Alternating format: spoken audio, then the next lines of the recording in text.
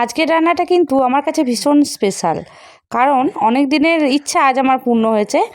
এই যে অনেক দিন ধরেই আমার ইচ্ছে হচ্ছিল একটা মাটির উনুনের মধ্যে আমি রান্না করব, কারণ আমি আগে কোনো দিন মাটির উনুনে রান্না করিনি। মাটির উনুনে বলতে এই যে কাঠের জালে রান্না হয় সেটা গিয়ে বলছি।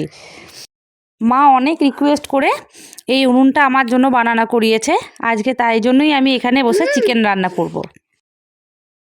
যাকগে, সেইটা নিয়ে আবার কেউ যেন বাজে মন্তব্য করবেন না।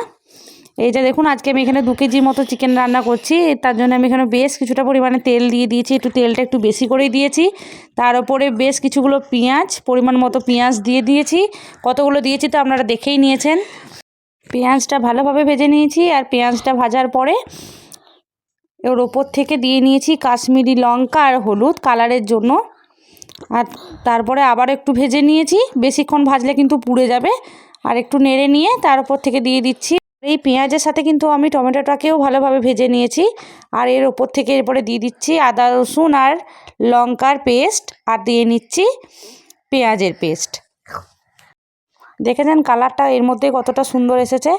এরপর এই উপকরণগুলোকে ভালোভাবে একবার মিশিয়ে নিয়ে দিয়ে দেবো আরও কিছু শুকনো উপকরণ। এই যে এখানে দিচ্ছি জিরে গুঁড়ো, ধনে গুঁড়ো, পরিমাণ মতো নুন, আর কিছুটা পরিমাণে হলুদ।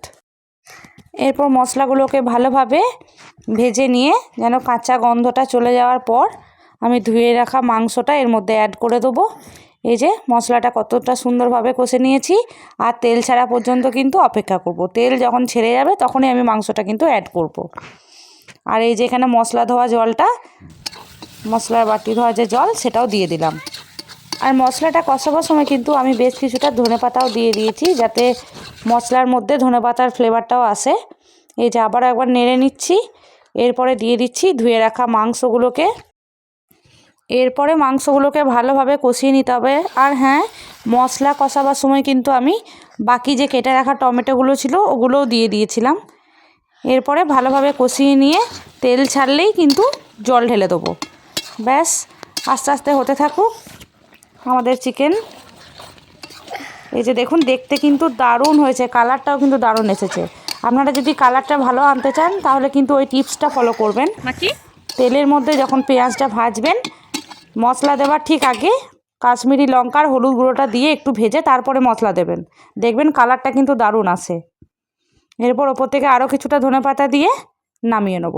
চিকেনটা কিন্তু দারুণ টেস্টি হয়েছিল। আজকের মতো এখানেই টাটা। ভালো লাগলে লাইক করে দেবেন, শেয়ার করে দেবেন এবং চ্যানেলটাকে অবশ্যই ফলো করে রাখবেন।